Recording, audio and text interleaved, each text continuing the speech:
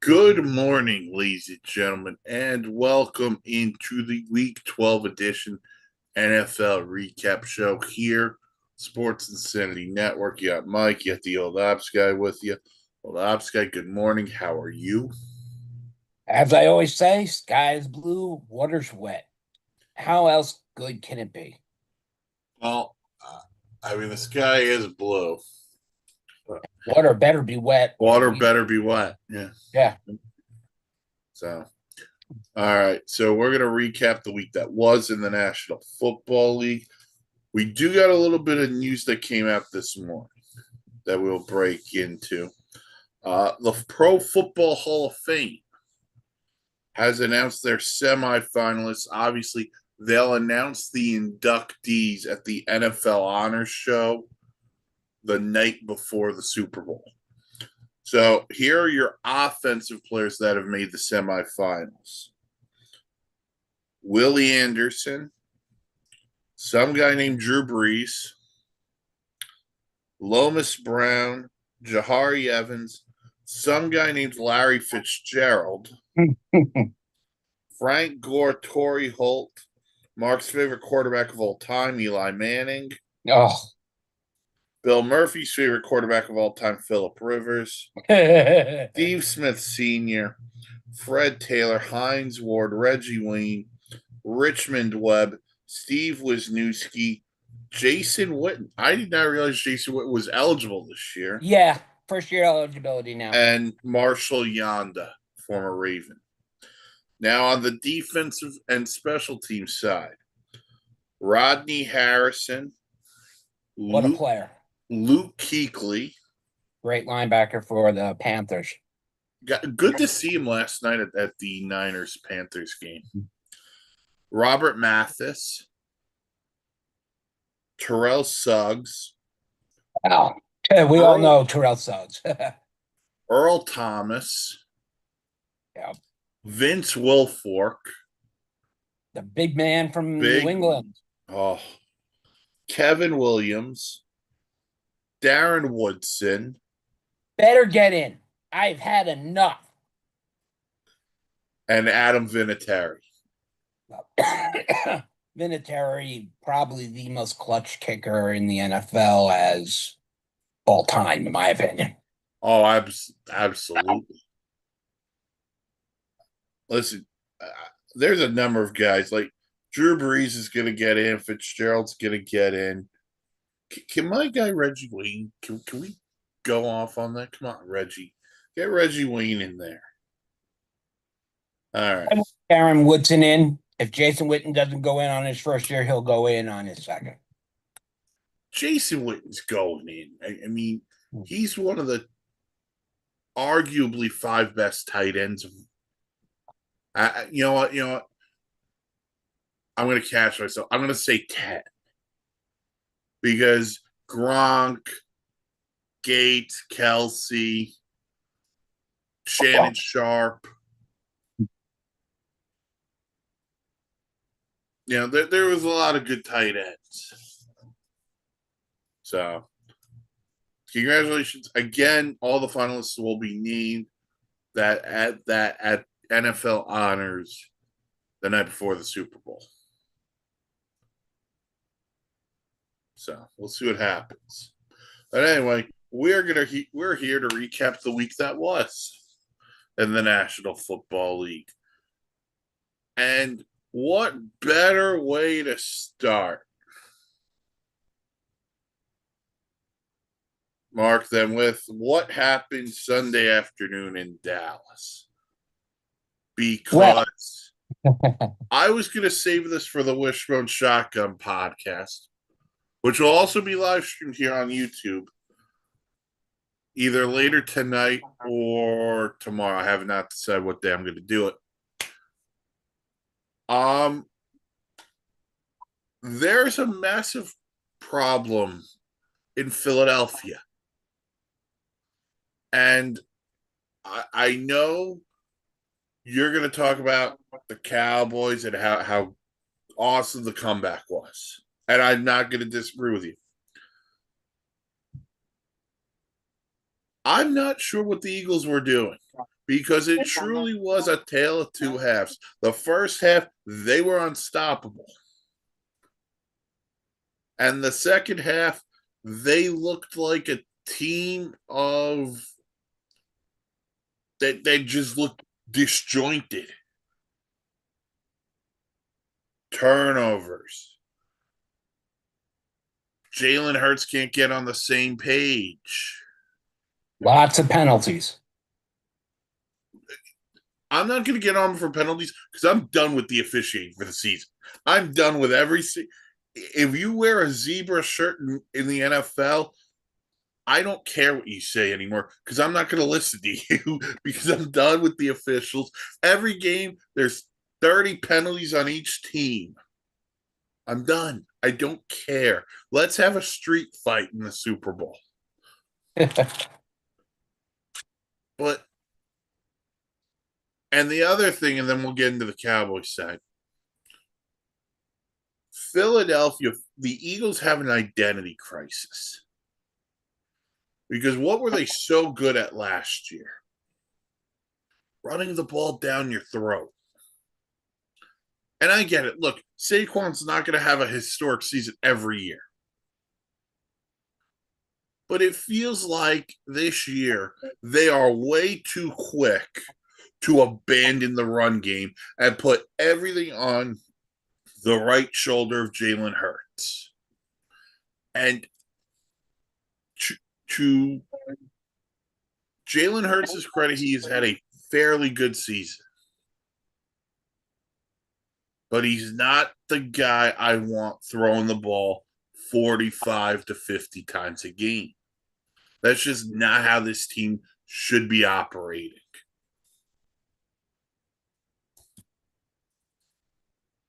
Let me make it very simple. And I'm not going to go on and on because I've done this enough on the network right now. If you want to go watch last weekend's Sunday Sideline Report, tune in at 49 minutes and 40 seconds to listen to what I had to say regarding what this game was going to be. Mind you, I even thought by the end of the first quarter, this was going to be an annihilation. And I misread everything from what I read and learned. And the second quarter came and things started to balance out a little bit, you know. And then Dallas scores with, 23 seconds left. In my eyes, a garbage time touchdown, but it actually was an important touchdown. Dallas comes back, second half, 2 more touchdowns, ties it up. Both Aubrey and, Philadelphia's kicker. Jake Elliott. Thank you. Jake Elliott. Both missed 1 field goal each in the second half, which would have never let this game go on. But in the end, Brandon Aubrey made it all right and, kicked the game-winning field goal. I made the statement that this was Dallas's turning point in the war, and I called it. As I wrote in the article that's up on the network, you can go check that out at www.thesportsinsidernetwork.com. I called this Dallas's midway, meaning their turning point in the war in the season. And I've never been more right in my life. It'll never happen again. So that's why I'm boasting a little bit. It's not going to happen that I'm this right on anything. So I'm just going to enjoy it until they play on Thursday. Did you pay off the Eagles to be like, hey, guys, give me this? Funny enough, one of my friends says, what did you do? Buy him off? Who's a diehard Eagle fan. We are not allowed in the same room. Shout out, Kevin. We are not allowed in the same room if a Dallas Eagles game is coming on. Yeah, well, one of us has lost a tooth once. So I lost a tooth once. Tooth Fairy gave me $2 for it. Oh, generous. But, that's what I have to say on the Cowboys. Prescott, Pickens, Javonte Williams, they all participated in one way or another, and that Dallas defense awoke in the second half. I'm happy you brought up the guy who I think was the difference maker in the game. George Pickens. Because I felt in the first half, it felt like week 1 in the sense of Dak was overly trying to get CD involved early. And he forgot George Pickens existed. And then Pickens catches the touchdown late in the first half, and it's like, okay, I need more George Pickens in the second half. Not just because I'm a fantasy owner of George Pickens, but for the fact of this offense flows better when they're both getting the ball. And then George Pickens owned the second half. And the Eagles had zero answer for it. And that's been a problem all year, too. Opposite Quinyon Mitchell has been a real problem for them in the secondary. And they exploited it. And George Pickens, I don't want to say he's surpassed CD in terms of being the number one receiver on this team. But the chemistry right now between him and Dak, it's off the charts, and it's making defensive coordinators not worrisome, but it makes defensive coordinators decide, who am I going to put my best cover corner on? Right. CD or Pickens? And then you have to live with the consequences. So as we entered the Thanksgiving game against the Chiefs, who does Steve Spagnuolo put Trent McDuffie on? Does he put him on CD or does he put him on George Pickens? And that is a very interesting dynamic right now for this Cowboy offense. If Andy Reid is nothing short of a coaching genius. He's always prepared. Reminds me a lot of Bill Belichick. Always knows the offensive and defensive sides, what could happen, and he doesn't need to think about it much. Trent McDuffie, one of the best cover corners in football, will be on CeeDee Lamb. Mm-hmm. And here's why. CeeDee Lamb is number one on the depth chart. That's it. George Pickens is the number two, so they got to take him out of the game. So they're going to possibly double cover Pickens and with let a safety. Go, right, and let CD go one-on-one with McDuffie. So that's going to open up, hopefully, doesn't automatically. You're going to see Jonathan Mingo this Thursday. He will return as the slot receiver for Dallas. And you'll probably see a lot of Jason Ferguson, and you better hold on to the friggin' ball. I think you're going to see a lot of Turpin. Turpin and I have to have a talk. Speaking of the Chiefs. He has to understand the term, when you raise up your hand, it's a fair catch. Or you're just waving hi to someone. Right. He turned around like, what did I do wrong? You called a fair catch, dude. All right. Well, I hate to cut football off, but we do have a little bit of baseball news. Jeff Passan of ESPN.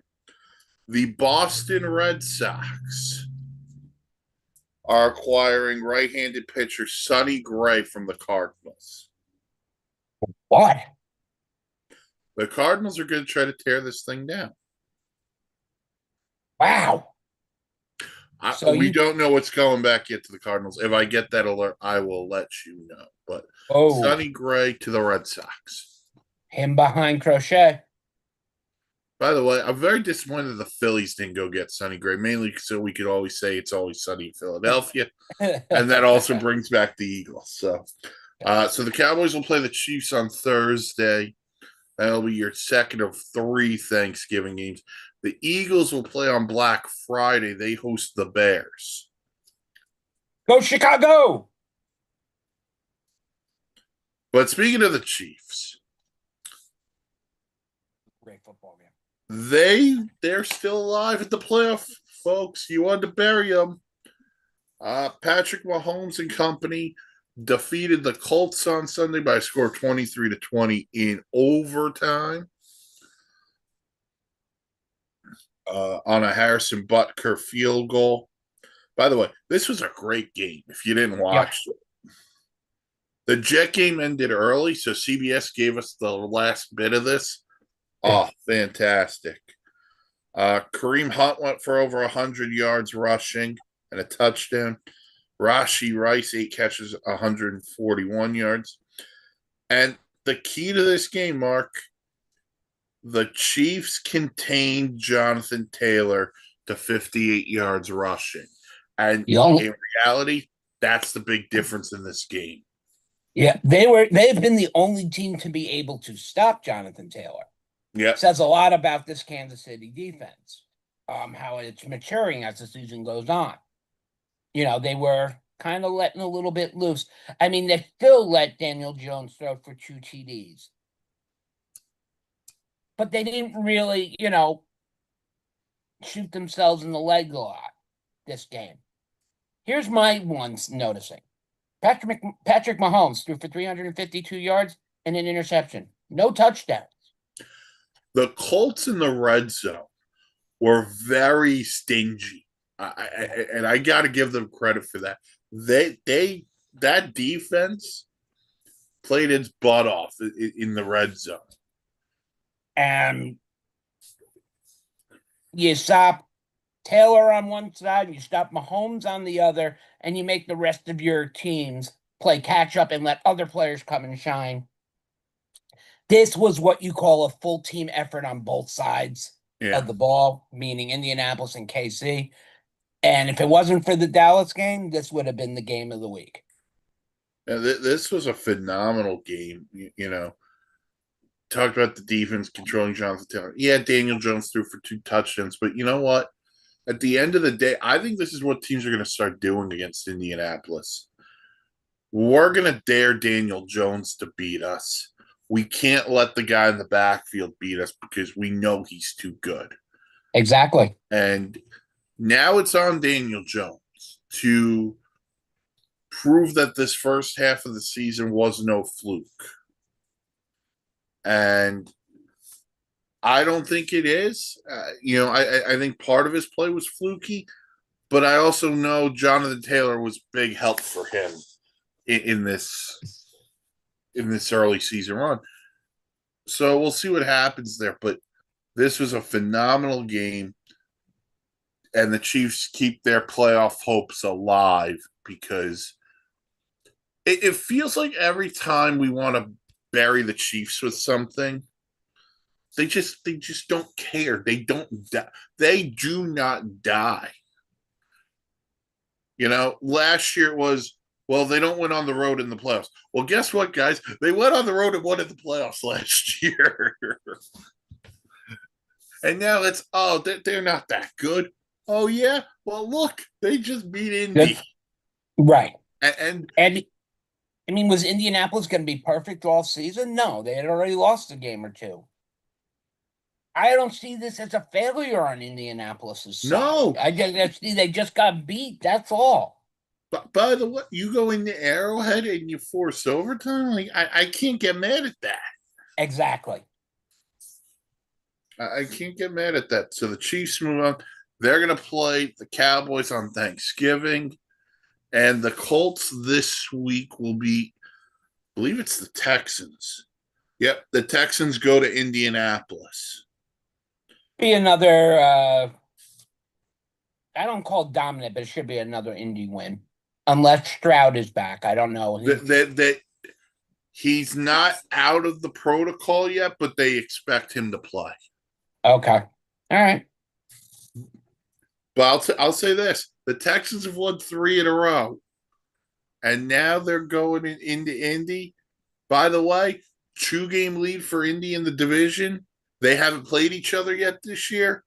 Huge game for the Texans, who beat the Bills. We covered that on the Sunday Sideline Report Mark was referring to earlier. All right. Sticking with teams in the AFC who are in a playoff spot but are choking. Oh, what's up, Pittsburgh Steelers? How are you? Steelers lost to the Bears by a score of 31-28. I don't know if you saw this, and then I'll get into the stats. But prior to the game, Aaron Rodgers was warming up. He did not play in this game due to that wrist injury, but he flipped off reporters as he was coming off the field. Stay classy, Aaron. Yep. And we also don't know what some of the reporters were saying to him because there was. I think they were asking if he was playing. I think someone asked if he was playing, and he just flipped them off. But Mason Rudolph played. He was 24 of 31, 171 yards, touchdown, and a pick. Caleb Williams, another solid performance for Caleb Williams. 19 of 35, 239, 3 touchdowns, two of which went to DJ Moore. And Kyle Monangai, the rookie from Rutgers, 48 yards rushing on 12 carries and a touchdown. There was good Caleb Williams and there was bad Caleb Williams if you watch this game when he took that sack fumble in the end Oh God. from TJ I think I think we all texted on that moment too. You texted me and I'm watching the red zone going, why didn't he just throw the ball away? Exactly. But here's the thing about the Steelers for me, Mark, and then we can get into the Bears. The Steelers had a primed opportunity to run away in the AFC North because the Ravens couldn't get out of their own way and Lamar got hurt. Joe Burrow got hurt. And now, as we enter week 13, the Baltimore Ravens are in first place in the AFC North. And the Pittsburgh Steelers are clinging to life in the playoffs. You know why the Steelers should be afraid, Mark? Because I saw something on Sunday that should make them very fearful. They showed the playoff graphics of the AFC. So there's the division leaders, there's the wild cards, and then there's in the hunt. You know who finally made the in the hunt graphic on Sunday? The Miami freaking Dolphins. Fear it, Pittsburgh. Fear it. Couple of weeks, Steelers Dolphins Monday night. Let me tell you. Look, the moment we all knew Aaron Rodgers wasn't going to start, everybody, I don't want to say everybody, but a great portion of the NFL started switching their talk to, this is going to be all Chicago. Caleb Williams does it again. You know, yeah, he had that horrible sophomore mistake. Let's just call it what it is. I mean, let's hope he never does it again. Guy did throw 3 touchdowns. Mm-hmm. Okay. The guy gets everybody involved. I mean, this Bears team is not a joke. It can play. They can play. The problem will come down to the fact is you still got NFC North Division games to be played and how important those games really are going to be, because with Minnesota now on the outskirts, Detroit, Green Bay, and Chicago are like neck and neck. So you want the Bears' remaining schedule? Go ahead. Okay, so the Bears this week, they'll play Black Friday against the Eagles. Should win. Then they go to Lambeau next week. Too cold. Then they host the Browns. Tough defensive game. Then they play the Packers again. Ooh. But that one's at home. That one's at home. Then they go to San Francisco. Okay. On a Sunday night. And then week 18, Bears Lions at Soldier Field. Could be your decision maker of. Could be your Sunday night game. And could be your decision maker for the final wild card spot. Or division. Yeah. So, look, give the Bears a ton of credit. They're winning games. And I thought this would be right around where they were. I thought they'd win 8 to 9 games. They're going to surpass that. So give them a ton of credit. Ben Johnson's done a great job. Caleb's improved. Oh, vastly. This team looks competent. Dennis Allen's done a good job with the defense. But, I mean, I don't want to keep beating a dead horse, mainly because someone's gonna call PETA. But I Pittsburgh, I think it's time for some changes. Call up, and this isn't just Aaron. I'm not even talking Aaron Rodgers. I think it's time to move on from Mike Tomlin. Oh yeah, And we were talking about that last week as well. I mean, this is a team again that when was the last time you looked at the Steelers and you said, you know what? They are a true threat to win the Super Bowl. I don't know. I know people said it coming into this year because they got Aaron, and I never thought he put them over the top. No, not And at by the all. way, DK Metcalf leaves this game. We don't know The calf injury. Yeah. we don't know the extent. If he's out for any extended period of time, this offense goes kaput because the other receivers suck. They can't run the ball to save their lives. The defense is going to have to win games 13-10 or 16-13, something like that. And I just don't think their schedule doesn't play out that way. They play the Bills this week. Now, while I would love for them to just tie the Bills because I think it'd be really funny, I think you give Josh Allen and company 10 days to prep for you. You give Josh Allen time, he'll beat you. Give him Right. So, give him a day, he's good. Give him 5, he's better. Give him 10 days, he's unbeatable. yeah. So I'm just out on Pittsburgh. I will be out. If the Steelers make the playoffs, they're one and done. They're not any better than that, in my opinion. They don't beat good teams. They beat someone's going to comment and go, well, they beat Indy and New England. Indy and New England combined for 10 turnovers in those 2 games. Yes. And by the way, New England was week 2. Very we good didn't point. know New England would be this. Speaking of the Patriots, they went into Cincinnati and beat the Bengals by a score of 26-20. Drake May, another Drake May-esque day. Although he threw a couple of picks in this one. Threw one. 22-35, 294, a touchdown and a pick. And I believe it was a pick 6. Yes, it was. And then for Cincinnati, Joe Flacco, and what was his final start as a Bengal for right now. Right. 19 of 37, 183 yards, a touchdown and a pick. Chase Brown went over 100 yards rushing. But the Bengals have announced, Zach Taylor has announced they anticipate that on Thursday night, it'll be another Joe taking snaps against the Baltimore Ravens, and that would be the return of Joe Burrow. So, why they're bringing him fantastic in. News. It's fantastic news for Cincinnati. But again, at what cost now?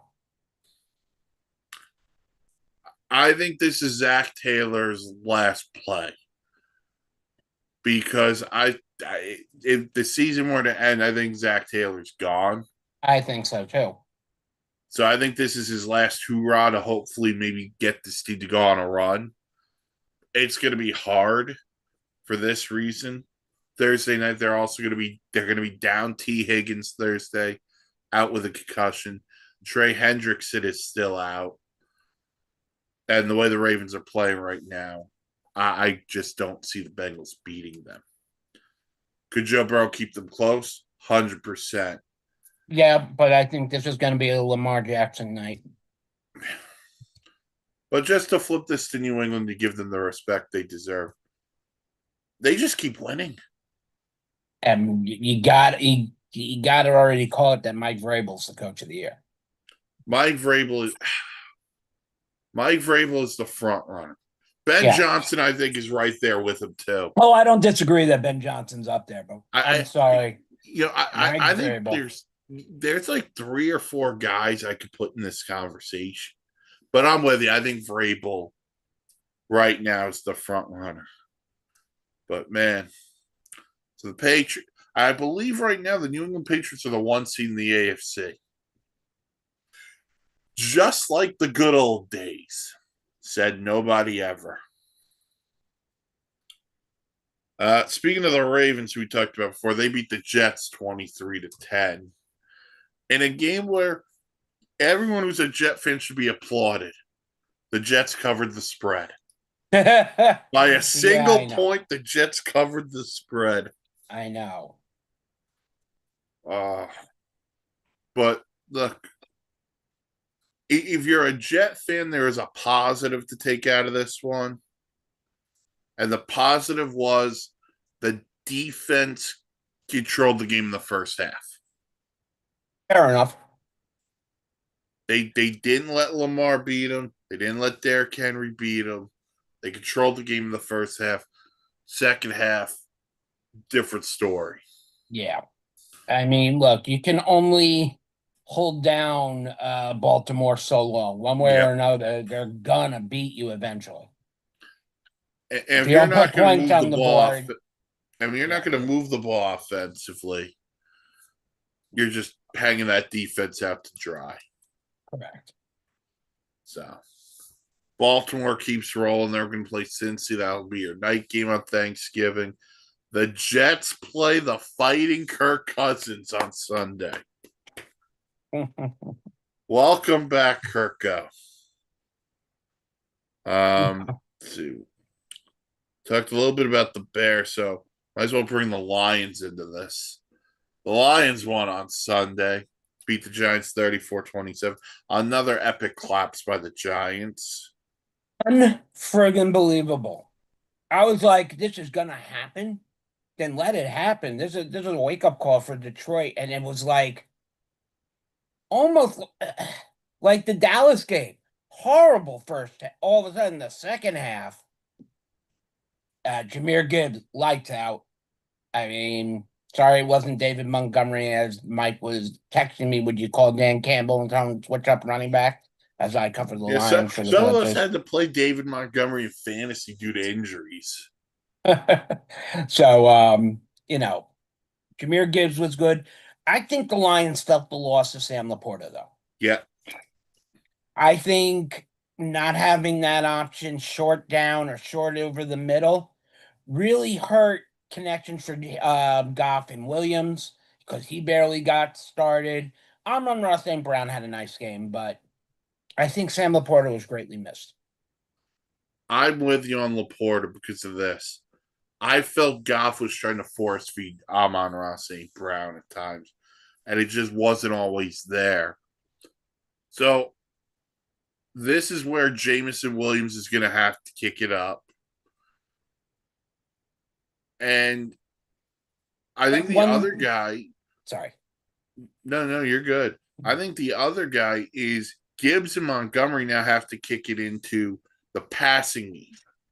Screens, utilize them more in that sense because I don't know if there's anybody faster right now than Jahmyr Gibbs. I don't think so. I mean, there's a couple of guys in the league I think could give him a run for his money, but I don't want to sound like an idiot when I say so. The one thing I want to say about this game was the fact that even though the Lions were coming back and whatnot, that trick play by the Giants that ended up with Jameson Williams catching the ball for and going in for a touchdown was probably one of the best plays I saw all day. And it was fun to watch. Play of the year. But Jameis Williams, Jameis Winston proving he can still get it done as a backup. When Jameis Winston proved was Jameis Winston should have been the starter over Russell Wilson a long time ago. And then eventually when you make the move to Jackson Dart, everyone's okay with it. But Jameis Winston played his ass off on Sunday. And I have one problem with Mike Kafka, and it's a major issue. The Giants are driving down the field late in the game, 4th and goal. Kick the field goal, go up the touchdown, and make the Lions score a touchdown to beat you. Instead, you go for it on 4th down, you don't get it. Lions come down, they make a 50-something yard field goal. But if you kick the field goal, you're not in that spot because you're making them try to score a touchdown. Take the points. You have a chance to get a great win. And what Mike Kafka proved in that spot is he is not going to be the coach of the Giants next year. No. Shane Bowen won't be the DC either because he got canned on Monday. But so that was a well-deserved canning too. My opinion, way too long. But anyway, the Giants next week, Monday Night Football in New England. What a Monday night game that'll be. Can we start flexing them already? They have not announced a flex, and I think they needed to by now. And the Lions will host the Packers. That'll be your first Thanksgiving game. That's going to be every year. It's always a damn good football game, even if one team is 1-11 at this point. Thanksgiving, like every year Lions play the best they play all season. I just feel like every year it's the Lions and the Packers or the Lions and the Bears. Yeah. That's and Dallas, at least, it gets a little bit of a mix-up every now and then. Although, I do remember one year as a child, Peyton playing on Thanksgiving against them.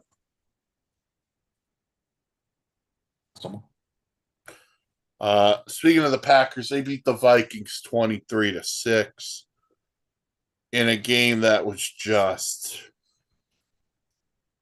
utter chaos. Utter chaos on Minnesota. Now J.J. McCarthy's in the concussion protocol. To be honest, I don't remember him taking a hit to the head. But they said he felt the symptoms when they were flying. Okay. If Minnesota's saying that, and they have a neurologist to back it up, hey, that's what happened. So, no Carson Wentz. So we'll see if he comes out of it or if somebody else is going to be starting. Max Broshmer would be the starter. Anybody else taking the under in that game? Well, J.J. McCarthy was 12-19 for 87 yards and 2 picks in that game. Justin Jefferson, 4 catches, 48 yards. For the Packers, Emmanuel Wilson got the start in place of Josh Jacobs, 107 yards and 2 touchdowns on 28 carries. And Jordan Love threw for 139 yards. But, look, the Packer defense did the job. J.J. McCarthy excuse me. I don't like giving up on a player in year one. But, man, this offense looks totally different without Sam Darnold or Kirk Cousins leading it. Again, I don't think Cousins should have left Minnesota. I think he was set up for life there, in my opinion, with Justin Jefferson and Jordan Addison and TJ Hockenson. I understand taking the more money to go to Atlanta and then almost getting literally paid, so to speak, that by the bringing of Michael Penix and being asked to take a seat to Penix. Now Penix is out and you're being asked to lead this team. Here comes my big question for you, Mike. Yes. You're the Kirk Cousins guy. I am a massive Kirk Cousins guy. Say by sheer luck, Atlanta makes the playoffs or even comes close. Let's say comes close. Is Kirk Cousins your leader next year or is Michael Penix? Let's say Penix is ready to go. OTA is everything. Penix is their guy because they turned to him, and you should not lose your job off of injury. Okay. But what this does do, if Atlanta was smart, which I don't know if they are because they paid Cousins that drafted Penix, is it makes Kirk Cousins tradable if they're willing to eat some of the money. Because now I've entered this realm. Minnesota is now the team that needs a veteran quarterback. And Oh yeah. JJ McCarthy's going to have to sit. So whether that's Kirk Cousins, who knows the system, knows the city, probably never wanted to leave, just became a money issue. Or because I don't think Minnesota's the team to go big picture like a Kyler Murray. Kirk Cousins to Minnesota for like a third round pick makes so much freaking sense. Especially if Minnesota's going to eat some of the money. I have been against Kirk Cousins for a long time. It's not just in too much. I just don't like him. I really don't. And how do you like that? I don't like him. Okay. I don't like him because of his inability to be consistent. Yeah, at times he impresses me when he's on the field with his vision on his receivers. He really does. But when it comes down to the big games, he can't do it. He's another Tony Romo. Okay? And that's where he's going to possibly lie when it all comes down to it. He'll be another Tony Romo. And that's fine. I'm not saying that you win the Super Bowl with Kirk Cousins. I think he just gets too much criticism for a guy who goes out, and there are games he's not good. And listen, I'll tell you when he doesn't play good. But I also know he's the kind of guy who could give me 250 yards, 2 touchdowns. And if you lose 27-24, is it really on Kirk Cousins, or is it on the defense that gave up the 27? Yeah. Like, argument's sake, he played in Washington. Those by the way, they were called the Redskins at that point, guys. Those teams sucked. By the way, it's not his fault he took RG3's job because RG3 got hurt. Then he goes to Minnesota.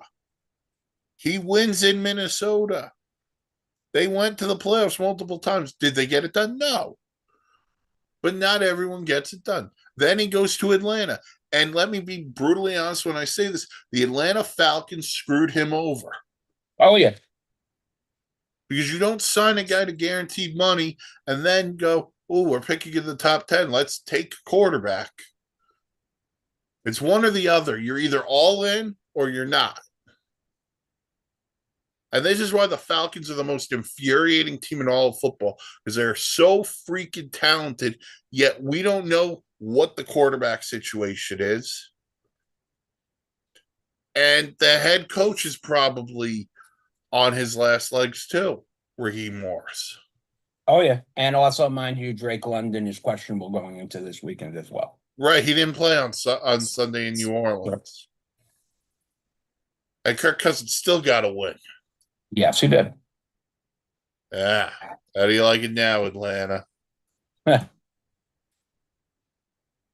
Just speaking of that, the Falcons beat the Saints 24-10. Atlanta's 4-7. With the talent on that team, yet they it's much greater than 4-7. Dude, they have the same freaking record as the Dolphins. I don't know if that says a lot about the Dolphins or poorly about Atlanta. I think it's more poorly about Atlanta. I think Atlanta's more talented. Kirk Cousins threw for 199 yards, 2 touchdowns, and an interception. You take the good and the bad. Bijan Robinson, 14 carries, 70 yards. Darnell Mooney, 3 catches, 74 yards, and a touchdown.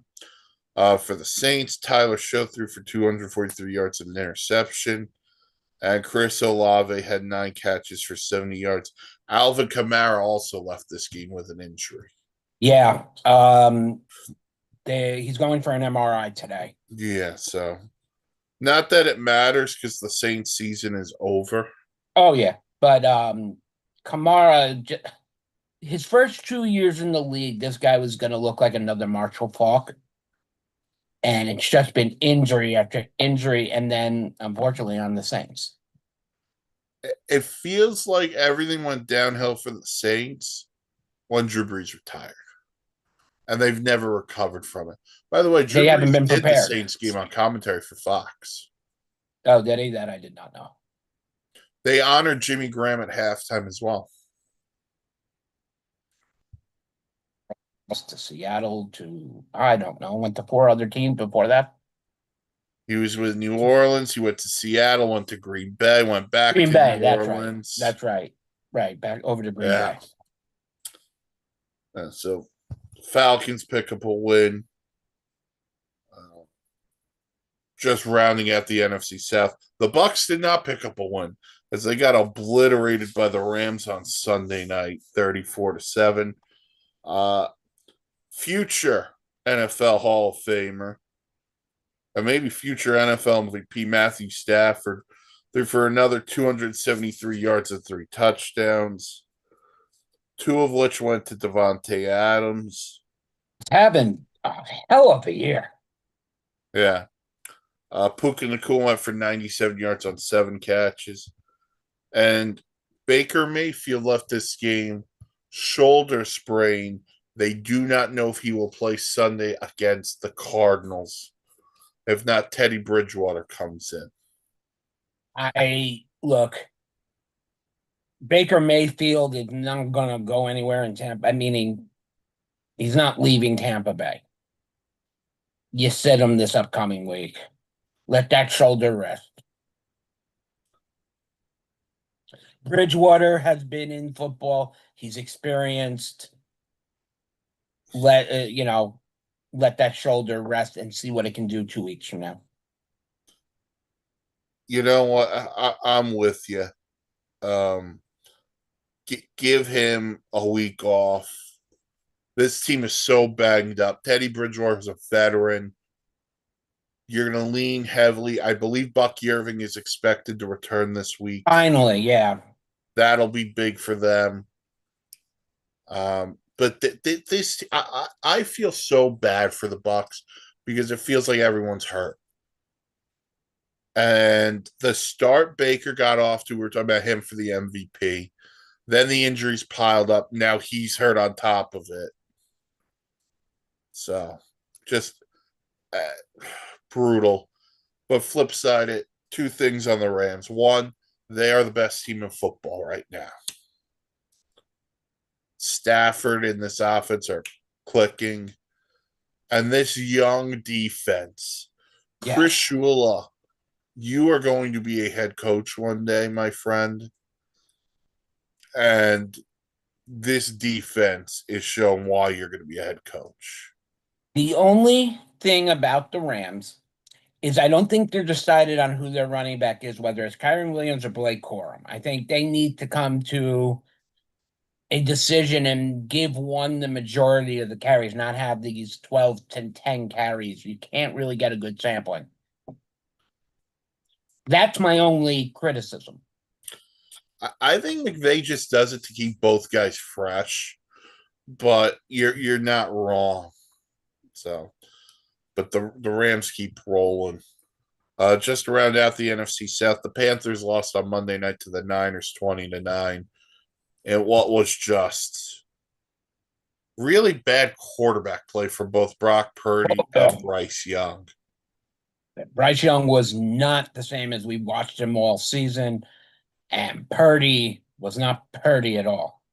He was pretty bad. Yeah, 3 ints for him and 2 ints for Yeah, Young. 5 picks for both of them. But both did have a touchdown each. It was McCaffrey. yet again McCaffrey was the decision maker. McCaffrey did his thing, 89 yards rushing and a touchdown. Yeah, and he had, let me see the receiving yards. 53 receiving yards. Yeah, it's 142 all-purpose yards. You know, Yeah, he's that's pretty good. that's the Christian McCaffrey we all come to love. Yeah, so the Niners win again. Panthers had a shot at first place. They don't take advantage. All right. So let's see what else we get. We got the Seahawks beating the Titans 30-24. Closer Jackson game than Smith it and should have been. Jigba set a franchise record most receiving yards in like the first 11 games of a season or something. Unbelievable. Hats off to JSN. What a way to take over from the Tyler Lockett, DK Metcalf era, and both of them gone, and he has basically replaced both of them into one. It's been so good. Mm-hmm. Darnold has played well. And I was against Darnold leaving Minnesota. I think Minnesota should have paid him more. But by the way, Darnold plays the Vikings on Sunday. May he beat the shit out of him. Let's see. We got the Jags beat the Cardinals 27-24 in overtime. The Jags playoff hopes are alive. Dan's here. Hi, Dan. Hey, saw you folks were live. I completely forgot. Sorry, it's been a busy morning. No, we're just wrapping up the last couple of games from Sunday. Yeah, well, Yeah, Yeah, it we was, get your comments on the last couple of games. Hey, Yeah. don't go anywhere. yeah. the Jags are 7-4, Mhm. and Gonna be 8-4 after this week. Yeah. Can we give Cohen a lot of credit for how he's coaching this team? yeah, you could give Cohen all the credit. You know, like he comes in here, it was a pretty bad bunch in Jacksonville last season. He comes in there and look, it's not perfect. You know, the Jags, they had a lot of issues. Trevor Lawrence still hasn't been necessarily great, but he's played very well. You know, maybe he just Yeah. needed that punch to tap in. Give him a lot of credit. Like they're actually playing well and they're well into the AFC playoff race and you know Yeah. they're tough. Who thought the AFC South would have a 3-team race with Can the you Texans? believe that too? Like The- what? The Texans have won 3 in a row. They're back in this.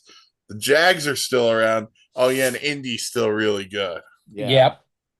And they went toe to toe with the Chiefs. Look, they should have won that game, but you know, still. And for the Cardinals, Jacoby Brissett, another fine day. He's going to play the rest of the year. I don't think Kyler plays another down in Arizona. Yeah. So some under the handle deal will be made and then announced off season. he's getting traded. And you know Yep. where he's going to be the quarterback, Mark? The New York Jets. No. It's going to be the Raider quarterback. I know. I was saying that for Dan's benefit. He's here. You know what? I just don't know if he would fit with the Jets for this reason. I don't know how he would play in cold weather. No. There. It's that, and also the Jets needed some new blood, new college guy. That's how I view this Jet team going, developing their own guy and not taking some dumbass from another team. Yeah, enough of that when he had Aaron Rodgers. Yeah, I've literally had enough of it. Yeah. Speaking of the Raiders, they lost again. They lose 24-10 to the Shedeur Sanders led Browns. Shedeur was announced as the starter again this week by Kevin Stefanski. And it's the right move. He's Yes. the The starter. only move. He's the starter until further notice. That's how it should be. Yes. Even until 2026. I don't care how he does the rest of the way. It is Shedeur starting in 2026. That's how it has to be. That's what it needs to be. He is way better than Dylan Gabriel. And why the Browns wasted their time messing around with this Dylan Gabriel, who's not good. I don't understand it. The guy was on the bench weeks, not seeing action.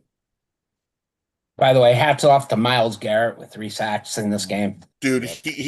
he's breaking the record. Mhm. What's he at now? Let me double check. Sorry, I was looking up something about the draft. Sorry. No, it's okay. Let me go to the NFL stats. Do.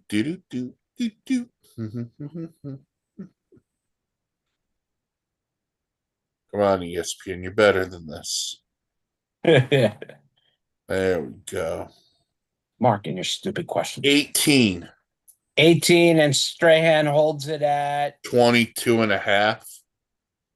Let's put Brett Favre back in and let him just roll out Yeah. a couple of times And then- towards and then Miles have- Garrett. and then Miles have- Garrett 18, Brian Burns at 13. Yeah, but And Burns isn't going to get there, but you're saying I'm Garrett just needs going off the 4.5. leaderboard. Oh, no, I'm just saying Garrett needs 4.5, and we got still 6 games to play.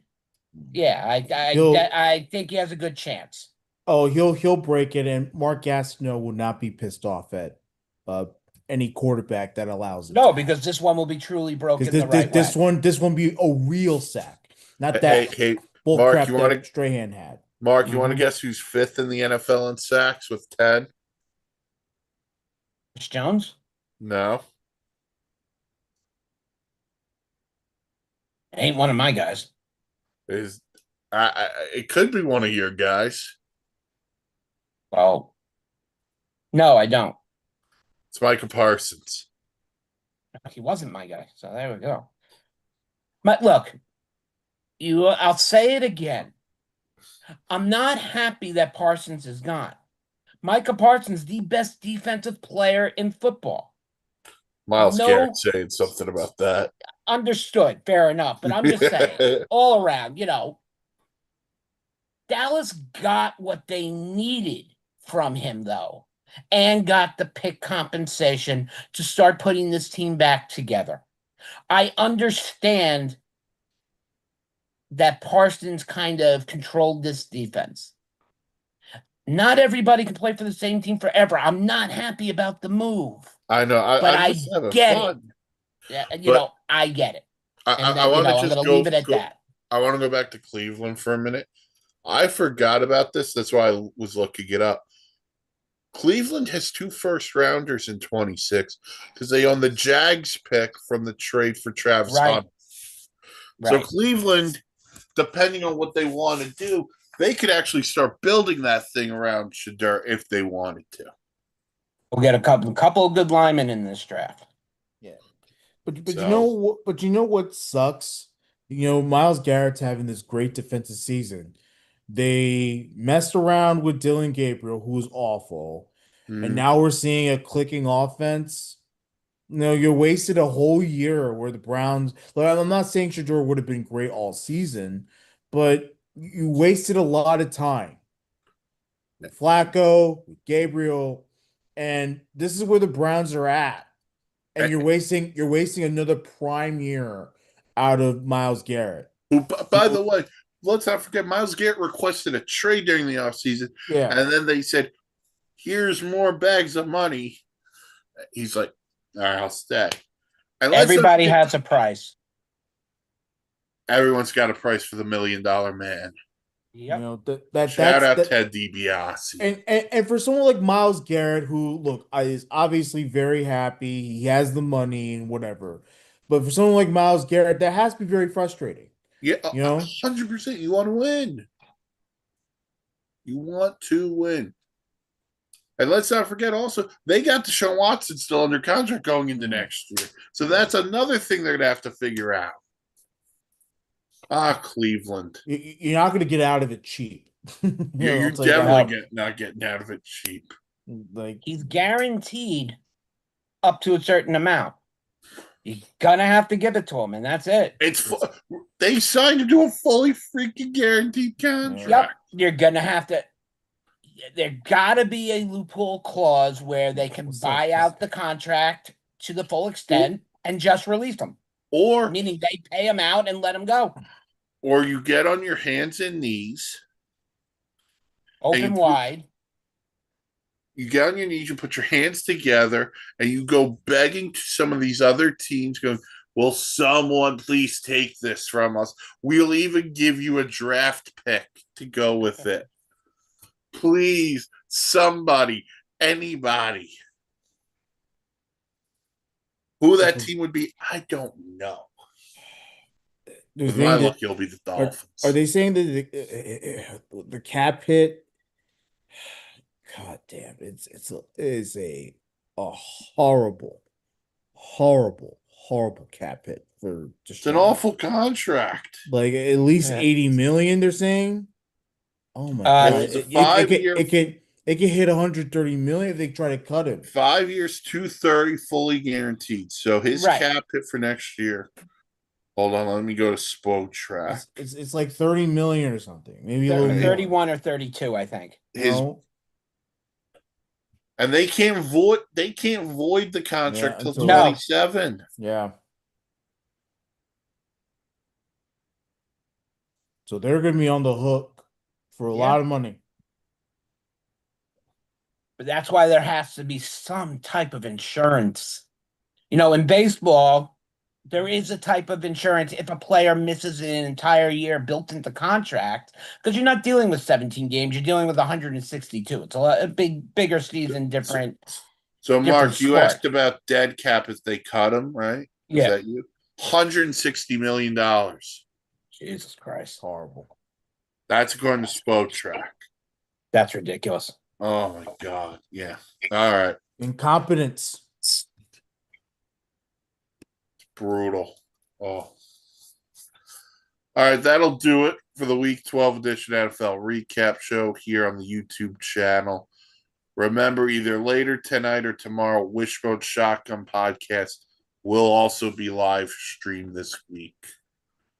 So check that out. Check out the site, sportsinsanitynetwork.com for your blogs, vlogs, planes, trains, and automobiles. Follow us on the socials. Twitter, Insanity Real, Facebook, the Sports Insanity Network. Mark, did you want to bring up anything on the dugout? The dugout is now on vacation. All grading orders are out to PSA. They will be back in about 95 days. So now my kids get to jump up and down and beg me for every little toy that is not nailed to the ground. And if I hear the word La Boo Boo one more time, I'm going to go nuts. Did you watch the South Park episode about the Lou Boo Boo? Yes, I did. Fantastic.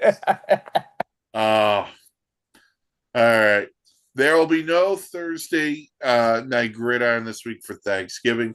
We will have those games covered, though, and we'll probably release that as a recording tomorrow. So, everyone have a happy and healthy and safe Thanksgiving. We'll be back with you Sunday morning for the Sunday Sideline Report. Until then, have a good one, everybody. Got you on the flip.